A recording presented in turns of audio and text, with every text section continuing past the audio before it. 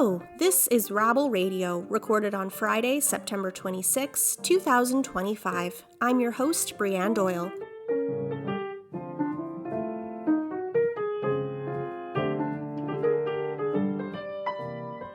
Rabble.ca shares with you the news of the day through a progressive lens. If you're curious about what's happening in Canadian politics, labor, the environment, and beyond, you've come to the right place. This is news for the rest of us. Thanks for tuning in.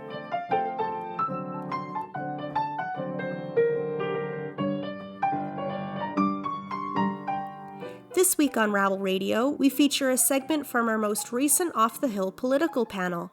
This month, the theme was Off the Hill, Parliament's Back in Session. Our panel featured Ontario Federation of Labour President Laura Walton, former Ontario NDP MPP and former federal NDP candidate Joel Harden, researcher and activist Chuka Ejeckam, and Rabble's own parliamentary reporter Karl Nerenberg. Here is a small clip from last week's panel. Take a listen. Now, to get us started this evening, the House of Commons has returned to sitting as of yesterday, September 15th. This past summer, we saw the passage of Bill C-5 in June, legislation that greatly expanded the government's ability to fast-track so-called economic development projects, but it also set aside some key requirements to consult with Indigenous communities where these projects may be happening. This summer also saw the Air Canada flight attendants stand up against unpaid labor and for fair wages. This even despite the government interfering again with the union's right to bargain with their employer. And of course, as I mentioned, there was the beginning of the leadership race for the federal NDP, which kicked off at the start of this month. So to begin, let's lay the groundwork. Karl, let's go to you first. I'd like to ask you first off, what are some of the priorities you see on the agenda for this new parliamentary session? Well, the big priority for the government is to finally put together a coherent economic plan that will finally come in a budget that they're forcing as late as possible. And they're looking at a complicated balancing act because Carney has wanted to cut taxes for kind of old-fashioned populist reasons. Well, he cut the consumer carbon tax, which was supposed to be revenue neutral. And let's assume maybe that it was revenue neutral, so they're not necessarily losing revenue from getting rid of the consumer carbon tax. But they also cut a tax increase that was supposed to have come into effect in the spring, called it's complicated to explain. It was changing or partially increasing the inclusion rate of something called the capital gains tax. And if I explain that, that would be over the panel. So but what it is essentially, it is a form of tax generally on wealth and on wealthy people. Let's put it that way. It's not a wealth tax, but it essentially targets a very small minority of very wealthy people. Chrystia Freeland, who resigned yet again today from politics. This is her favorite hobby, resigning from politics. At the time she was the finance minister, said, well, there's only about a small proportion of 1% of Canadians who would pay more tax, but it would bring in a lot of revenue. So he cut that. He also cut a tax. He cut the marginal rate at the lowest level. So he cut so all of us who pay taxes, we pay X amount for our first $30,000. Then we pay for the second tranche of income a higher amount, and then a yet higher amount for the third and fourth. So he cut it for the first part. That means that everybody who pays taxes gets a break on the first tranche of their income, even if they have more. Of course, some people only have that much, and people who are really, and many people who are in the situation of dire poverty and of extreme need who don't actually pay taxes get nothing. So it is a kind of a masquerade populist thing, saying it's going to give the average family $840 and it's going to give people who, the middle class, they love to talk about that and help them out. It doesn't really help out the people who need it most. It doesn't help anybody with true social needs. It is just, again, a kind of cheap populist gimmick, which Carney did because the Conservatives promised to cut taxes even more. So now he's facing less money. He's taking less money based on the tax system, but he is promising to vastly, monumentally increase military spending like we have never done since World War II, an enormous amount. And a good thing, that's, I would say, a very dubious idea. A good thing, he is promising for the first time since the Liberals cut this in the 1990s to plow federal money into housing, seriously. So those are two areas that he's going to spend, and he has a few other priorities. And somehow he's talking about restraining spending and being responsible and not going too deeply into debt. And how he's going to do that, it's going to be sort of like Houdini getting out of chains while he's underwater. He claims that he's not going to have to cut the public service or public services, that he'll just cut the public service by attrition. But Right. it is magic. I mean, the tragedy and we'll see, maybe they'll change their minds. People like your friends of my friend and the friend of many people here, Linda McQuaig, say, well, this is the time. They don't want to do a capital gains tax, which had all kinds of side effects and which may have hurt some people sort of unintentionally who we didn't want to aim for. How about a wealth tax? Take fortunes over 25, 30, 40 million dollars a year and tax the wealth above that. That'll affect no middle class person. What middle class person has a total net worth of 25 million or 30 million dollars? But they're not going to do that. I doubt they'll do that. So look for a very, very complicated challenge when they come to the budget in November. All right, thank you very much, Karl. And Chuka, I just wanted to go to you now. How do you feel about this new session of Parliament and the direction that Mark Carney is taking the country? I think, of course, the direction Carney's taking the country is quite atrocious. It seems he's intent on not ever being outflanked on the right, regardless of whether it's within his party or within an election. And so, I don't think that that's good. I find it additionally offensive, given he became prime minister without having to face a popular election. He only faced an intra-party election. But one thing that I think would be important, though I don't expect to see, is the government working to decouple Canada's fate from that of the U.S. I think in a number of ways, U.S. policy is increasingly disturbing. It's difficult to imagine the U.S. government becoming even more overtly lawless and fascist, but here we are. But I think there are a number of things that will be immensely costly or harmful for Canada and Canadians. Paul mentioned the defense spending that Carney's already committed to. We of course can't ignore this absurd Golden Dome project that the U.S. president has talked about, sort of a missile defense array for North America, because of course we endure many international ballistic missile strikes. I think as well, the change to vaccine regulation and mandates in the United States also is going to have significant implications for public health. So does that create different considerations for Canada regarding cross-border travel and things like that? And then finally, I think the U.S. will increasingly require its allies to be equally as lawless. The just murders, the absolute unlawful murders that the U.S. is carrying out against, just people in boats, right? Like, we don't know who they are. We don't know what they're doing. They're just killing people in boats.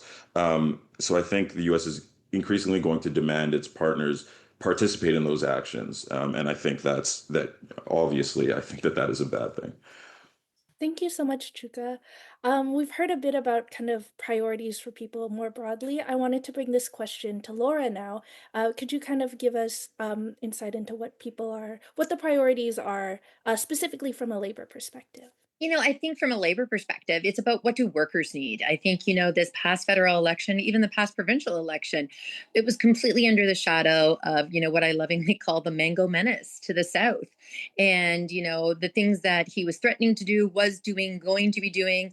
In labor, we've been watching our siblings to the South, where they're dealing with right to work legislation, where they're dealing with absolute regressive legislation, where it's removing the right to bargain from some folks where they've got complete and utter gutting of public services and funding of public services. All of these things have impacts on workers, if not directly, but also indirectly, whether it be a family member or from services that you're receiving. And, it's not a day goes by that you aren't able to turn on social media or turn on something and you're listening to a worker down in the States saying, but I didn't know. I didn't know that it was going to be me. And so I think from a labor perspective up here, we're saying, yeah, it is us. It is us. And I think, it's not lost on us that one of the first major things that Carney did after he, went around with his elbows up or down or whatever he's doing, was to put in and, use Section 107 within 7 hours of flight attendants going on strike. We have grounded planes in Toronto for longer than 7 hours because of snow. Let's be clear. So it's not like the world is coming to a big sudden halt because of this. And so I think, from a labor perspective, we need to see the government, and I say this for every political party, we need to see the government centering workers in the fight. Without workers, there is no economy, whether that be provincially or federally. It is workers that make this go around. And if we aren't going to center workers and their needs in the fight, I'm telling you, I expect that we're seeing the revolution. We're seeing the revolution start. And what's interesting is it's being led by women. Mm-hmm. Absolutely. Thank you so much, Laura. Jumping into the topic of the NDP leadership race, it's something that we're covering eagerly here as a team at Rabble. Joel, I wanted to go to you and ask you, what are your thoughts on the race so far? Well, full disclosure off the top, Nick, I am involved in a leadership campaign that hasn't officially launched yet, so I'm going to let that campaign do that. But I'm a New Democrat that very much cares about the future of our federal party, and I know I'm not alone. I'm also a Canadian who believes that having a third party, at least for the English-speaking world, predominantly in the English-speaking, having a third party, we also have the Greens, we have the Bloc, having these other options for Canadians is critical. Because what we've seen at the House of Commons with the NDP absent from committees is the Liberals not even having a guardrail, not even thinking about worrying about their left caucus in their own party. Bill C2, information sharing with the Trump administration on highly sensitive things. Bill C5, initially at least, a full challenge to the sovereignty of Indigenous peoples deciding about what goes through their lands. We have seen cuts to the federal public service here in the city of Ottawa, the biggest employer. We're talking about upwards of 28,000 jobs lost in the next 2 years. And when folks call Canada Revenue Agency about their taxes, or if they're bringing over loved ones in family reunification through Immigration Refugee Canada services, or if they're trying to get EI benefits, you're talking to a chatbot. That's the Mark Carney legacy. He was promising people elbows up for Trump. Frankly, all I've seen is a guy who very successfully stole a lot of the left vote. He's now involved in stealing a lot of the right vote. And to my mind, he's prepping the ground for major companies to come into our economy even more and take a huge role, whether it's the high-speed rail project from Quebec to Windsor, which apparently we have to study now for an additional 5 years after it's been studied for 10 years and work through a public-private partnership, whether it's his promises on housing, which is all about for-profit, to my mind, at least at this point, not clearly transparent contracts with developers who at this point in my community, at least here in Ottawa, we are building condos that are too small for families and that people can't even frankly afford. We have a glut of condos in the Ottawa market. We know it's a problem in Toronto. So Carney is in full embrace of the corporate agenda, which is making life harder and harder for everyday folks here. So I am really excited to get into the leadership race so candidates can come forward and talk about real social democratic socialist solutions to these problems, because I think we really urgently need them. Thank you so much, Joel. I want to bring the same question to Chuka now, kind of looking at it from a different angle. The NDP lost official party status during the last federal election. If the party hopes to regain status in the next election, what do you think they will need in a leader? I think one thing is that the party needs a leader who has ideas for how to use the party if they're not in government, but two, even if they are never going to form government. Of course, I'm not saying that the NDP isn't ever going to form government, but they haven't yet. And if they don't hold the balance of power, right? If it's not a minority government and they don't have they don't hold the balance of power in terms of passing legislation, then the party still has to find ways to be influential, because there are a lot of people, for whom the NDP is basically the only choice. It's not a question of whether you vote for the Liberals or the NDP or the Conservatives or the NDP, even the Greens or the NDP. For a lot of people, it's do you vote for the NDP or do you not vote at all? And I think part of that is out of a, frankly, disgust for the world that has been created by the political system that we live in, the world that our political system continues to permit. And so I think someone who sees a role for the party in direct action, in organizing protests, in effectively being in the streets, I think that could spark interest in people who don't see anybody to vote for in this country. Now, Karl, I'd like to go back to you because you had a very interesting piece on the site last week about the importance of the next NDP leader being bilingual, the importance of bilingualism on the national stage. And I'd just like you to expand on that a little bit for our audience here tonight. And then afterwards, I'd like to give Joel a quick moment to respond before he has to head out at the top of the hour. So I'll just say it very quickly that the main point that I made in my little piece is that the Liberals Conservatives decided a long time ago. The last time the Liberals had a leader who couldn't conduct himself in pretty good French and carry on a debate in French and be interviewed in French and overall sell his message in French was long before many of the people joining me here were born. I'll be honest, I'm 78 years old, so I'm not going to hide my age anymore. I was 21. I was 21 years old, barely out of school, and that last prime minister was Lester Pearson, who retired in 1968.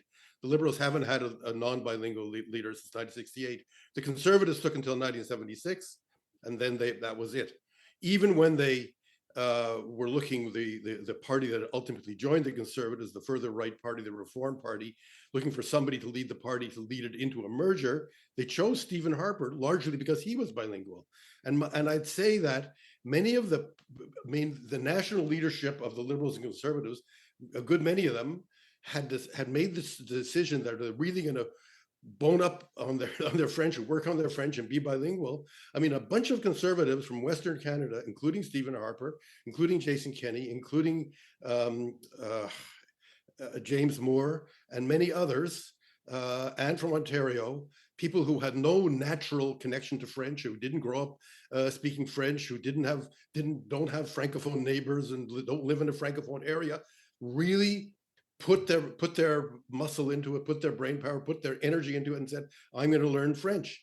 And many Liberals, again, outside of Ottawa, Montreal, bilingual areas, similarly really decided, Chrystia Freeland being an example, she's retiring today, but many others, I am going to be able to function in French if I want to be part of the national leadership of this country. It doesn't mean every member of the cabinet has to, and some members of the cabinet don't speak English, in fact, although that's very, very rare.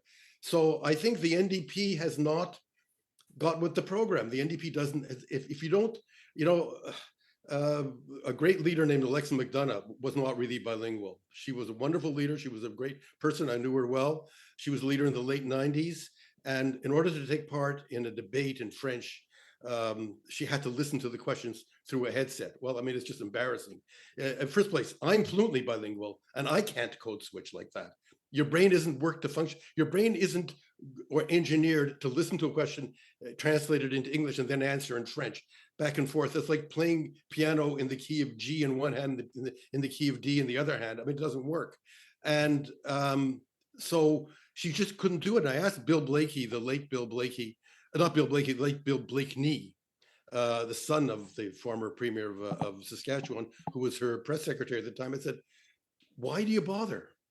Why do you bother? I mean, she's just embarrassing herself. She's not really even able to answer the question at all. She can't really take part. If she can't understand the question, she says, look, we're not going to win seats in Quebec by taking part, but there are many, many, what he called Canadian nationalists in Toronto, was how he put it, but elsewhere, who won't take you seriously if we don't take French seriously, who won't take our party seriously, who won't think our party deserves our vote or deserves their attention and their consideration. If we don't take seriously that we have to communicate with all Canadians. French-speaking Canadians are 9 million people. That's a lot of people out of 40 million. And if you can't communicate with them, it's not that complicated. It's not that complicated to learn another language. It's pathetic that sad and tragic that so many people in Canada make such a big bugbear out of it. I think it's mostly huge amounts of negative psychology that influences people. It's not that difficult. And I mean, I know people who learn 5 or 6 languages, and people who come to Canada speaking neither English or French, but off for economic and survival reasons have to learn both. In some cases, do it. They do it because otherwise they can't eat. So I think you simply have to have a leader who has an NDP activist friend of mine said, well, I think Carney's set the bar lower for that. Yes, he set the bar lower, but he still takes part in debates in French, answers questions in the House in French, makes speeches in French. He spontaneously conducts himself in French, and his French gets better every day. The Francophones are still comment on the French media that his French is a little bit dubious, a little bit funny, but he still carries on, and it does get better, and he still works at it. And if he sets the bar lower, the NDP can't have a candidate who's any lower than him because he's at the bottom. You cannot be worse than Carney and aspire to national leadership. That's as bad as you can be. And just on that note, just before I go to Joel, I just want to acknowledge that Yves Engler, who has announced his candidacy for the NDP leadership race, he is Francophone. He's Anglophone, actually. Yves Engler speaks French, but he's Anglophone. He's Anglophone. He speaks French, which Andrew Glenn Cross with a very marked accent. I mean, but he definitely does speak French. But it's okay. Accent is nothing.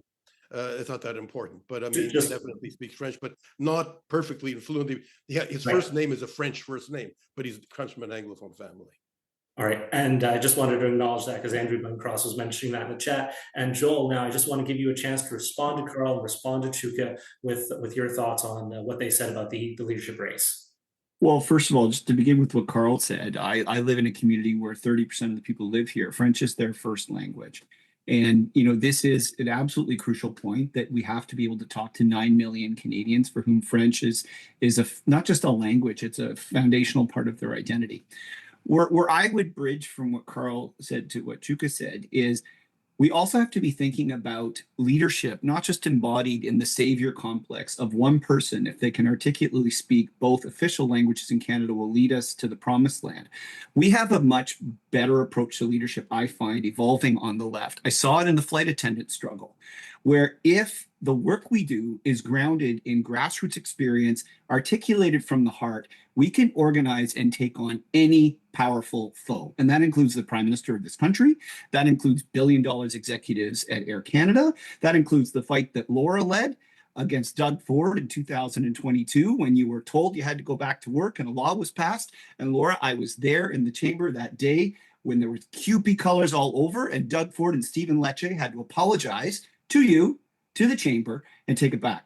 That had to do with a cultural competency and a political competency of organizing, as Chuka was saying, at a grassroots level to get Canadians excited about politics again. Karl is right, though. We absolutely do have to have the ability to speak in French. Something I'll end with, and this will hopefully bridge into the conversation, Nick. In thinking about leadership too, certainly if you look at the Sherbrooke Declaration that Jack Layton worked on with other folks, that Alexandre Boularis and others have been promoting in the province of Quebec, we are increasingly thinking about how we provoke a symbol of leadership in our party that's not just embodied in one person leading us to that wonderful Canadian future. We have to engage at a grassroots level in every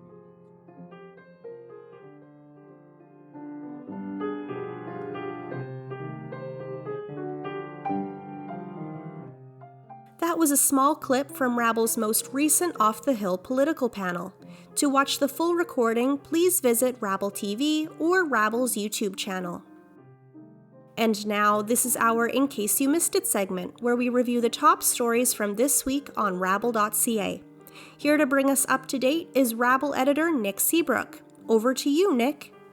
Thanks, Brianne. Starting this week with national politics. Workers are raising the alarm over proposed cuts to the Federal Ministry of Women and Gender Equality. The United Food and Commercial Workers Canada Union and other stakeholders released internal budget forecasting from the ministry earlier this week, which showed that the government planned to decrease spending by over 80% in the next 3 years. Programs provided by the ministry help support businesses run by women and members of the 2S LGBTQIA+ community, as well as providing funding to address systemic barriers to those same groups.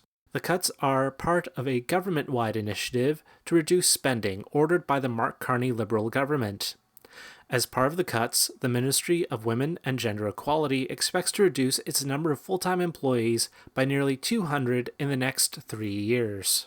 Staying with national politics, the National Farmers Union issued a list of priorities they would like to see included in the fall Liberal budget. These priorities include increased funding for all food and agricultural regulators to ensure that they can effectively enforce regulations like proper food standards that are in the public interest. The National Farmers Union is also calling for revisions to Canada's temporary migrant worker programs and to immigration law and regulations to support full labour rights and a reliable pathway to permanent residency. In addition to the National Farmers Union, individuals are also circulating petitions submitted to Parliament calling for new regulations affecting agriculture, including a petition calling for the protection of the right for farmers to breed and keep their own seeds. Also this week, federal NDP leadership candidate Eve Engler argues that the party needs to embrace its socialist roots if it is to revitalize itself after its recent election defeat. In the April federal election, the NDP was reduced to just 7 seats in the House of Commons, losing official party status. Engler argues that whether on climate, income inequality, or access to social services, the NDP failed to attack the source of all of these issues: capitalism. Staying with coverage of the NDP leadership race, Avi Lewis announced his intention to enter the race at the end of last week. Lewis is a filmmaker and journalist who unsuccessfully ran for the NDP in Vancouver Centre in the recent federal election. His grandfather David Lewis was the leader of the federal NDP in the 1970s, and his father Stephen Lewis was the leader of the Ontario NDP at the same time. In a video announcing the launch of his campaign for the leadership, Lewis expressed his support for a public option for groceries, for mental health to be covered under the public health care system, as well as a tax on the wealthy. Lewis is the first candidate to be formally accepted by the NDP Leadership Committee. The first event of the leadership campaign will be a candidates forum on October 22nd.